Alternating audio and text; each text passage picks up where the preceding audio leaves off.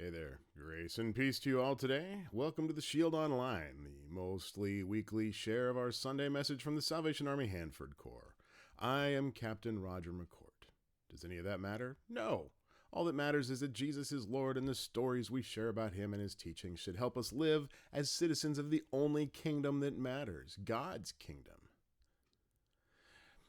Today, I want to tell you the story about Jacob. Jacob lived in Nazareth in the 1st century. He was the second of 7 children that we know of, the second oldest of 4 brothers with at least 2 sisters. And like his father before him, he was a tekton, a day laborer who did construction projects like stone cutting, little woodworking, building and demolition, whatever was available to try to get by. Their family wasn't poor exactly, but Jacob wasn't really sure why. They didn't always have enough work. And even when there were jobs to go around, they might not hear about them. There was a stigma attached to their family that they just couldn't shake. Now, in those days, people weren't usually thought of as individuals. Everyone was part of a group, several groups, really. And that group's identity was your identity, and what one person in that group did would bring honor or shame on all of them.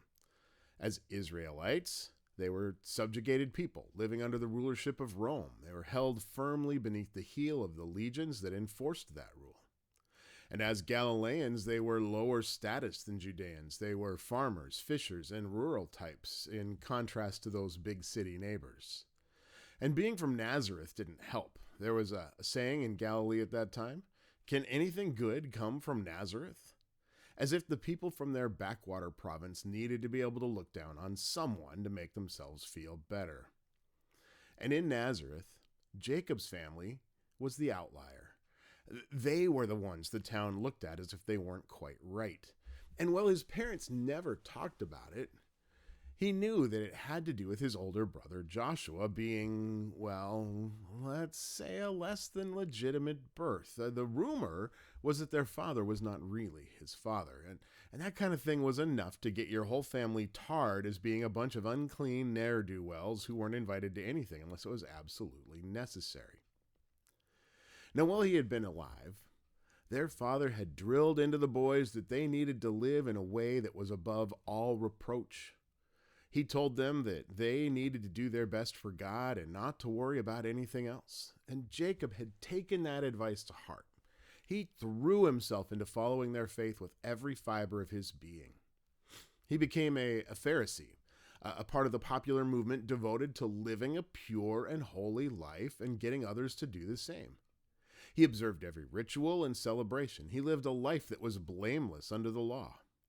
The right sacrifices were made at the right times. He might have been taken as a student by one of the rabbis if it hadn't been for his family. He earned respect for himself, but it was never quite enough to balance out that reputation that he'd been born into.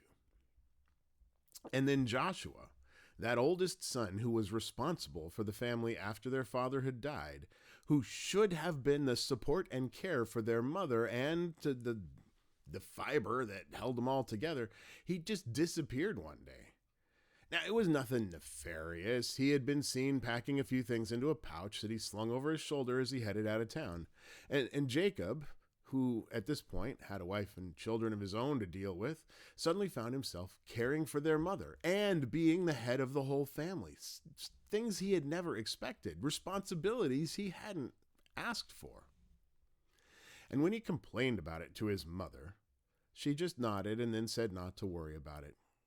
She always seemed to take Joshua's side. He was obviously the favorite, even though she would never admit it.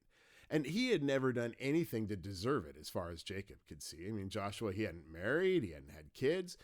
Joshua was the reason why the family was considered odd to start with, and now he's the one who walked off in a way that only added to the weirdness people regarded the rest of them with. I suspect in a lot of ways Joshua's leaving could have been a great relief. But somehow, that older brother, even being gone, he managed to continue being a presence in their lives, even from a distance. Word began to filter back to them that he had taken up with some kind of a splinter sect outside of Jerusalem. And then people were saying he'd been preaching and teaching like he was some kind of a rabbi and not a tekton like the rest of them. And then some truly wild stories started circulating about him doing faith healings, and wow, did the people in the village start to give the rest of them some side-eye when those tales began. They heard that he'd had a house in Capernaum, of all places, up with all those fishermen. None of them had even visited all that way up there, but they heard it smelled like fish all the time, so who wanted to go, right? And after being gone for a while, Joshua had only stopped home one time to visit their mother. They'd gone off to a wedding together, along with a handful of his new friends, this ragtag group who followed him around like sheep, hanging on his every word. And Jacob was pretty upset by the whole thing, but when he tried to say anything about his mother would just whisper, let it be, Jacob. And it wasn't long after that his Pharisee friends started to bring back messages about Joshua acting like an exorcist, telling people their demons had been cast out, and then confronting the teachers, telling them their interpretations of Holy Scriptures were wrong. Can you believe it? He'd even taken to healing people on the Sabbath rather than making an appointment to see them later in the week. It was madness. Oh, that must be it. That must be it. It's madness. Joshua, he'd always been a little strange, but the sudden departure, the time in the desert, all these stories about the things he's saying and doing, obviously he's let a few goats wander out of his paddock. You know what I'm saying? Yeah. Which is, it could just be a personal thing, except, everything he's doing reflects on the family. And it's not reflecting well. The people in Nazareth are starting to put even more distance between themselves and Jacob's family than they had before. Something had to be done. Now Joshua's been traveling the countryside, and people had begun to follow him from place to place like he was the Grateful Dead on tour. Jacob may not have known what that meant, but you do, and so I stand by that simile. One day Joshua was passing nearby, stopping to do his little dog and pony show in a town just up the road, and so many people came to see him that neither Joshua nor his hangers-on could even take a break for meals. And Jacob, he had had enough. When he heard that they were there, he resolved he was going to shut this down before the family's reputation gets pushed any further into the mud. So he went to his other brothers. He said, look, it is time that we deal with this. We've got to bring him home so we can keep him under wraps. And they all agreed, because it wasn't just Jacob who's getting the stink eye. It's all of them and their kids too, right? So they all went together. And with a little gentle persuasion, they got Mom to go with them. I mean, she obviously thought at the time that Joshua left, she thought there was something going to come from her oldest boy setting out on his own that way, but whatever it was doesn't seem to have come about. And she was just as confused as the rest of them, and even seemed to agree that they needed to do this thing. They needed to bring him home out of the public eye until he regained his senses. Surely he would listen to his family. So they packed up. Not that they needed much for a short trip. Not in those days. They headed off. They wanted to get to him. They wanted to get him home as quick as possible. And when they arrived where he was, they found that Joshua was in a house near the center of town. And it was not hard to find because there were so many people crowded around they couldn't even get to the door. And as they're pushing their way into the crowd, there's this ripple of activity happening up near the front as a man is being led into the house by the hand, and people passed word back through the crowd that was a man who was both blind and unable to speak. And Jacob and his brothers just kept pushing forward, trying to get closer to the entrance. And how are they going to get to Joshua through this tangle? And then a cry went up. It started inside the house, and then it rushed outward. "He's healed," one voice called. "A demon that had kept him trapped has been sent away," exclaimed another. They were nearer to the house now, and Jacob's trying to see or hear anything that's going on inside. Instead, what he hears is someone near him, near the house, say, "Oh, he must be the son of David, the one that we've been waiting for." No, Jacob thought grimly, that's just my brother. Man, if people were going to start calling Joshua the Messiah, it's a good thing they got here when they did. They would be able to put a stop to that right off, because who knows what his older brother would have let folks get away with. He was closer now, close enough he could see some of the people inside, and he was surprised to see some folks he recognized, the teachers of the Pharisee movement in this area. But they were on their feet. They were red-faced. Apparently they were incensed by the suggestion that this man could possibly be the Messiah that they were hoping for, just like Jacob was, he was sure. And one of them shouted, "Oh, he's possessed by the king of demons." "Yes," said another, "he's using demonic power to cast out demons from others." And then their brother's voice cut in, somehow calm and yet clear enough to be heard above the clamor. "Are you saying that Satan can drive out Satan? How can that be? A kingdom divided against itself cannot stand. A house divided against itself cannot stand. If Satan is opposing himself and is divided, then he is done. You have exorcists among you. Whose power do they use? Ask them. No one can plunder a strong man's house unless that man is already tied up, can they? So if I'm driving out demons, it can only be by the power of God." And then, sounding both stern and compassionate, he added, "God can forgive every sin and any slander you utter, but when you close your heart to his grace, you are cutting yourself off from that truth in a very permanent way." And those teachers of the law, they just stood there speechless at this rebuke. I mean, who gets in the face of one of the teachers? And it's at this moment that Jacob finally managed to get the attention of one of the men inside. He's like, "Stay, tell him his mother and brothers are here." Brusquely, he's embarrassed at how adeptly Joshua had put his challengers, Jacob's leaders, in their place. I mean, these weren't nobodies. These were powerful men, and their embarrassment was likely to mean trouble for the family when word made its way back to Nazareth. A woman inside, she heard the message about family as it was being relayed, and she called out, "Blessed is the mother who gave birth to you and nursed you." It was a saying that was used to express approval, a way of saying that anyone would be honored to have a son like him. And Jacob was finally close enough to see his brother inside, and Joshua, he smiled at the woman. He said, "You know who's really blessed? Those who hear the word of God and do it." And he waved off the people trying to signal him that he needed to stop and go outside. And he said, "You know who my mother and brothers are? They're the people who do God's will." And he pointed around the room as if saying that just by being there, just by seeking to know and understand God's grace so they could share it with others, that each of them was just as important to him as blood relatives. Like those who live out the will of God are even more important than family. Which stopped Jacob on the spot. I mean, what was that? It was perhaps an even more shocking thing to say than what he had said to shut the mouths of the teachers. And the crowd took it in, probably hardly believing that it had been said at all. And in the moment of stillness this created, Joshua met the gaze of Jacob through the doorway. Just a glance, really, but one that shared so much from the older brother to the younger. You know how families develop their own language and can share whole conversations with one another with just a look? And Jacob understood in that look that they were not taking Joshua away today. There was no pulling him away from what he was doing.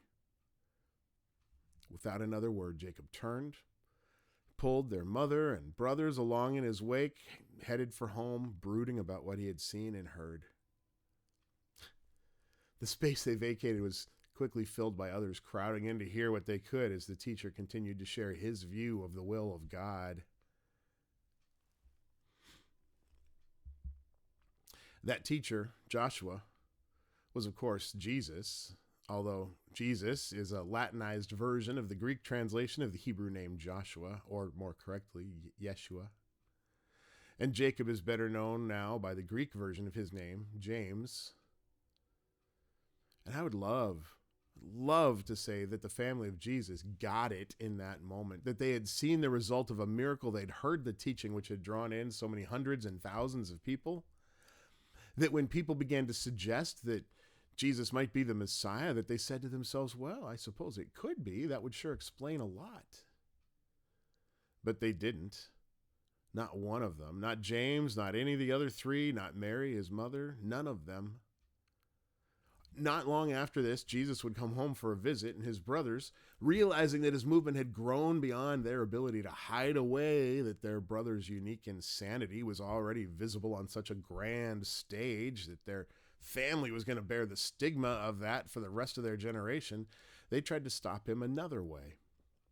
Knowing that the religious leadership was seeking to do away with him, they would encourage him, taunt him really, to go and declare himself to be the Messiah publicly in Jerusalem. They knew that if he did that, it would mean his arrest and maybe his execution for blasphemy or treason. But you know what? Either way, it would bring an end to this endless string of embarrassments. And at that point, they would be happy for things just not to get worse. They didn't believe him. The things that he said, what he did, it was all just too unbelievable. At least until later, when they knew it had to be true. After he had died. That death, man, that death must have been such a relief for them, James in particular. When Jesus died, nothing else could add to the shame. It was over. We know that the family was in Jerusalem when Jesus was executed, and we also know that not a single one of those brothers went to collect the body. Good riddance and all that, I guess.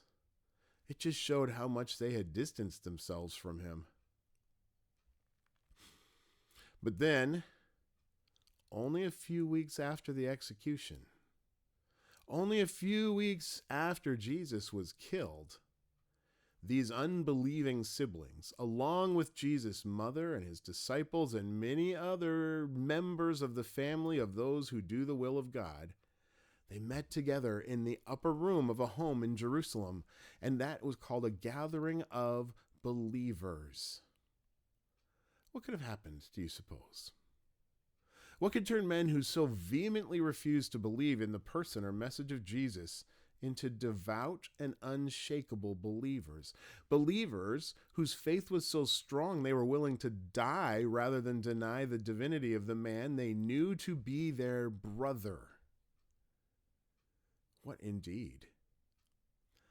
I can only think of one thing that would convince them that Jesus had been resurrected, demonstrating the truth of his claims and the connection to God that others had seen when they had not. Only one thing. And we're not told the details of what was probably a very intimate meeting, the one where Jesus, dead and buried Jesus, appeared to James alive and well and full of the grace and forgiveness that he promised is available for each person who will accept it. I can only imagine what that was like. But you know, the message for me, the message I take away from what happened to James and their other brothers and to Mary and all of these family members who did not believe when Jesus was dead, but certainly believed a few weeks later. The message for me is that Jesus made some outrageous claims, but that we should believe in the unbelievable Jesus nonetheless. Every claim and every word, because he backed them all up. And so, if we want to be included in the kingdom of the family of God as brothers and sisters of the Lord, we must do the will of God and live out the grace that we have been given. Amen? I think that is enough to chew on for 1 week. Grace and peace to each and every one of you in the coming days. Whoever you are, wherever you are, remember this. You have nothing to fear because God is already there. There is nowhere in this world you can go, no situation you can put yourself in that God isn't already present. Just turn and go with God. He will welcome you. I'll see you all next time.